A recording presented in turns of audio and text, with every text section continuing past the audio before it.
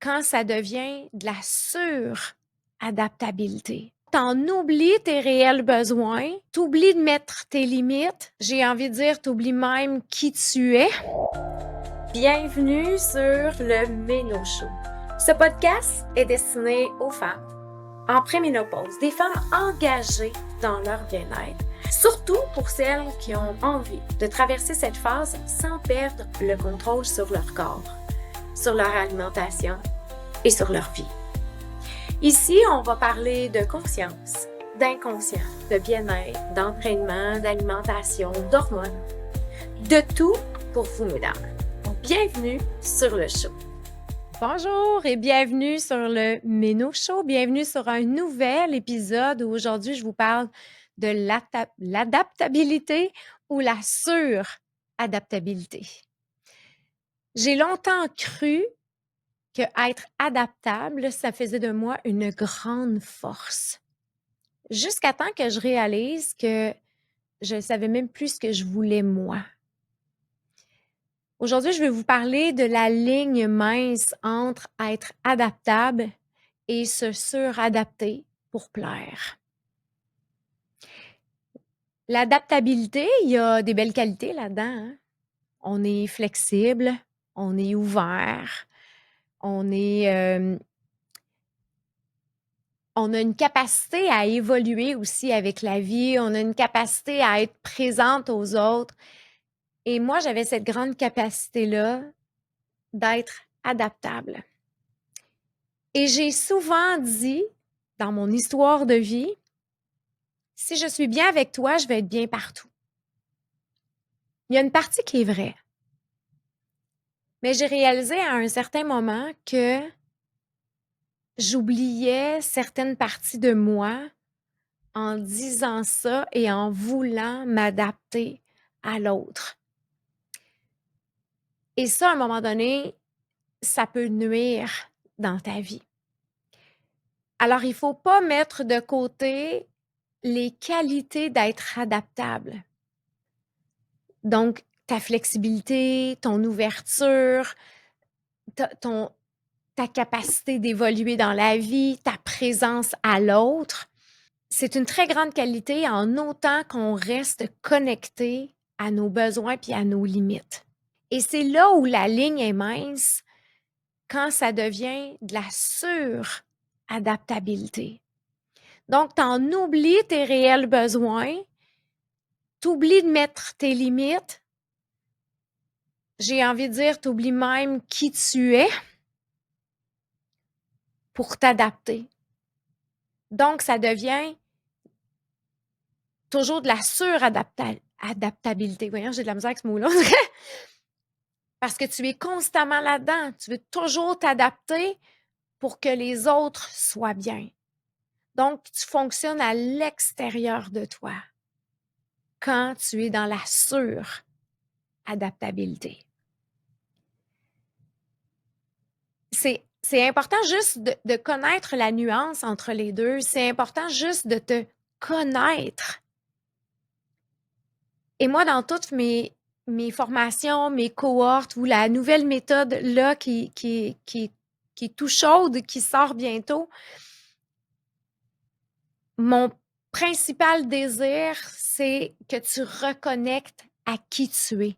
Et quand tu es dans la suradaptabilité, tu n'es pas connecté à qui tu es vraiment. Tu es connecté à l'autre.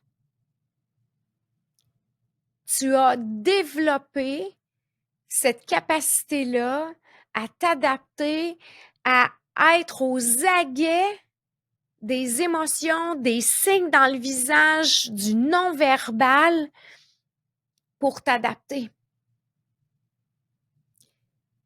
J'avais eu cette conversation-là avec une cliente sur l'adaptabilité, puis ça avait été tellement intéressant de tout ce qu'elle avait compris dans son histoire de vie. Parce que souvent, quand on se regarde dans des comportements qu'on a là, des fois, on fait une petite référence, on fait un petit regard sur notre histoire de vie, puis on fait comme, ah oui, ça fait longtemps que j'ai développé ce système-là. Ça fait longtemps que j'ai développé cette adaptabilité-là parce que je voulais pas être rejetée, parce que je voulais pas être abandonnée, parce que je voulais pas être critiquée, peu importe. Et c'est juste de revenir poser le regard sur toi, puis de faire comme, mais pourquoi je fais ça réellement? Qu'est-ce que ça m'apporte d'être dans la super adaptabilité? Et souvent, il y a une petite connotation derrière de vouloir être aimé. Mais pendant que tu veux être aimé par l'autre, en t'adaptant, t'oublies de t'aimer toi. Quand on est dans la suradaptabilité, ben, on perd un peu notre identité. On devient l'autre. On s'adapte toujours à l'autre. Alors, on perd comme des petits morceaux de soi. On va ressentir une fatigue émotionnelle parce que il va y avoir des émotions à un moment donné qui vont rentrer des fois par la porte d'en arrière sans t'en rendre compte, mais tu vas commencer à avoir des frustrations, des déceptions, de la tristesse. Et là, tu vas chercher, mais pourquoi j'ai cette fréquence-là? Mais en fait, c'est que tu es constamment à l'extérieur de toi. Donc, tu es constamment dans cette adaptabilité-là. Tu deviens tellement alerte à t'adapter aux signes des autres que tu oublies tes ressentis. Tu oublies qu'est-ce que toi, tu as envie vraiment. Fait que tu crées à chaque fois une déconnexion de toi. À chaque fois que tu t'adaptes à l'autre. Autre, là, ça peut être au travail, entre amis, conjoints, enfants, peu importe, là. Toutes les sphères sont bonnes. C'est juste de s'observer vraiment dans est-ce que je suis constamment là-dedans. Quand je vous disais tantôt que l'adaptabilité avait des forces, puis il y avait du beau là-dedans, mais je veux juste te montrer quand on glisse dans la suradaptabilité. Quand tu dis toujours oui, mais qu'il y a une partie de toi qui aura envie de dire non. Quand tu mets toujours les autres en priorité. Donc, leurs besoins sont beaucoup plus importants que toi. Puis, dans ton adaptabilité, tu vas te convaincre que, ben non, c'est correct, c'est pas grave, ah, je les aime beaucoup, puis non, c'est correct, ça me fait du bien à moi aussi. Tu es en train un peu de te convaincre. Fait que reste juste dans l'observation, en douceur de toi par rapport à ça. Dans la suradaptabilité aussi, il va y avoir tu vas réussir à étouffer tes émotions pour conserver la paix. Pendant très longtemps, j'avais une valeur très importante. Je pense que je l'ai encore. C'était l'harmonie. Donc, je m'adaptais et je me suradaptais constamment pour essayer de garder l'harmonie le plus possible. Jusqu'à temps que je me dis, ben, l'harmonie ne dépend pas juste de moi. Donc, j'ai arrêté, en quelque sorte, de m'adapter à tout ça et de me mettre de côté ou de ne pas mettre mes limites.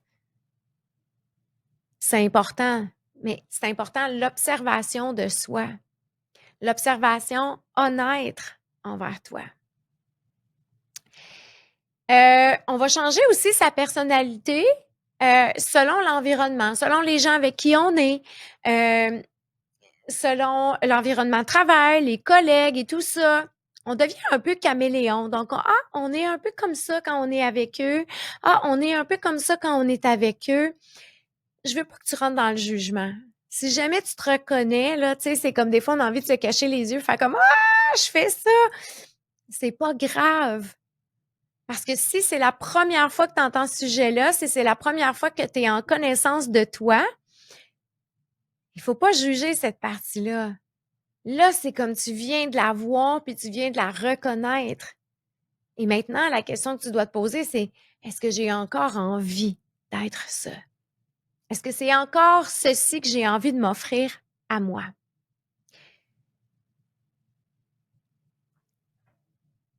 C'est juste de reconnaître tous les moments où tu te suradaptes. Reste flexible. Reste dans l'évolution, reste dans l'émerveillement de l'autre. C'était pas un mot facile. Reste dans l'émerveillement de l'autre, reste dans l'ouverture, mais pas dans la suradaptabilité, pas quand c'est au détriment de ton âme, quand c'est au détriment de ton intérieur.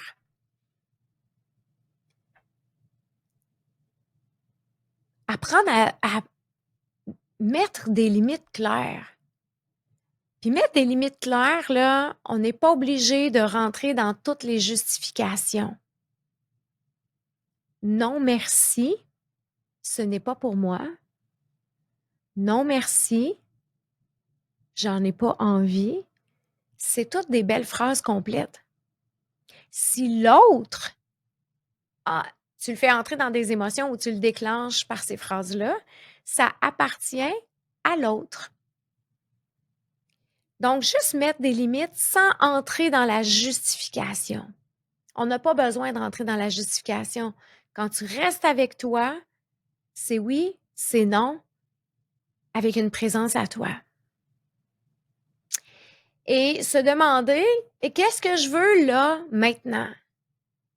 Qu'est-ce qui est bon pour moi là, maintenant? Parfois, tu vas utiliser ta flexibilité puis tu vas faire comme, ah ben oui, je vais y aller. Mais en te posant cette question-là, d'abord. Comme ça, tu vas être sûr que tu ne rentres pas dans cette suradaptabilité-là. Puis, ça peut pas être à sens unique, ça, hein? S'il y a une partie de toi qui est toujours en train de donner, c'est qu'il y a une partie de toi qui va chercher quelque chose avec ça. Va chercher de l'attention, va chercher de l'amour, va chercher de la valorisation, va chercher... Il faut revisiter ces parties-là. Quand on reconnecte à ces parties-là de nous, quand on reconnecte avec toi, la vraie toi, pas celle qui s'est adaptée depuis qui est toute petite, pas celle qui veut être aimée, tout ça, mais quand tu reconnectes vraiment à toi, c'est là où tu redonnes tout le pouvoir à ton corps. C'est là où tu rentres dans l'écoute de ton corps. C'est là où il y a une reconnexion qui se fait et on devient un allié. Parce que quand tu es toujours à l'extérieur de toi, donc dans la suradaptabilité, tu es constamment à l'extérieur et à un moment donné, ton corps, il s'en ressent. Il fait comme, OK, nous, on n'est pas important, là, ça ne nous tentait pas, puis on y va pareil. OK, moi, je t'ai fait un petit signe que je t'ai fatigué, puis là, c'est quoi? L'autre personne est plus importante. Et là, on perd contact avec notre corps, puis on perd contact avec notre corps, puis on perd contact avec notre corps, puis on se demande, qu'est-ce qui se passe si mon corps est en train de me lâcher? Oui, parce que tu es toujours à l'extérieur de ton corps. Alors, évidemment, il est en train de te lâcher. Il ne veut plus faire affaire avec toi. Il dit, ben, elle ne fait pas affaire avec moi, elle fait affaire avec l'autre. Fait que c'est important de juste reconnecter et de reprendre ce pouvoir-là. Ma plus grande mission pour travailler avec vous, pour vous accompagner, c'est que vous puissiez reconnecter à qui vous êtes vraiment. Parce qu'à l'intérieur, il y a une vraie toi qui existe. Elle est juste enveloppée de couches d'adaptabilité, de couches de vouloir plaire, de couches de vouloir être aimé, de couches de chercher tellement de valorisation. Mais en même temps, tu as tout ça en dedans. Et moi, c'est ça que je veux te faire découvrir. Que tu redeviennes tellement suffisante. Tellement. Je veux juste te rappeler que tu peux t'adapter sans te perdre. Tu peux être flexible, ouverte, disponible, sans jamais te perdre toi. Et c'est ça qui arrive dans le changement, quand on est en transformation intérieure, c'est que des fois, on a peur d'être plus avec soi pour devenir égoïste, puis que là, on se retrouve toute seule. Mais c'est pas ça que ça fait. C'est comme plus tu es avec toi, plus tu t'aimes, plus tu es connecté, plus c'est beau les relations. Donc, aie pas peur de plonger à l'intérieur de toi pour te découvrir.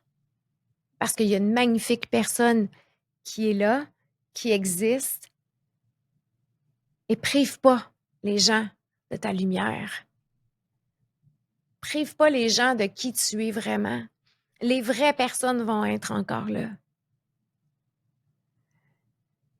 Aujourd'hui, cette semaine, jusqu'au prochain épisode, je vais t'inviter à juste observer où est-ce que je m'adapte dans ma vie. Où est-ce que je me suradapte dans ma vie? Et comment je pourrais juste me réaligner avec qui je suis vraiment? Juste un réalignement. Juste 1% de réalignement par jour. Et tu sais que avec cet épisode-là, avec les petites graines qui viennent d'être semées, tu vas commencer à observer ça et c'est déjà comme ça que commence le changement. C'est comme, hein, je suis en train de m'adapter là. Je suis en train de me suradapter parce que je veux être aimée de mes collègues. Oh, attends, juste ça là, c'est un réalignement. Juste ça, tu es en train de reprendre ton pouvoir et de redevenir qui tu es vraiment. Et c'est ce que je te souhaite de tout mon cœur. J'espère que cet épisode-là t'a plu puis qu'il va résonner dans certaines de tes petites cellules à l'intérieur de toi. Donc, prends le temps de t'observer cette semaine, pas te juger, juste t'observer et te réaligner. Juste un petit degré de plus à qui tu es vraiment. Merci d'avoir été là. On se revoit bientôt pour un nouvel épisode.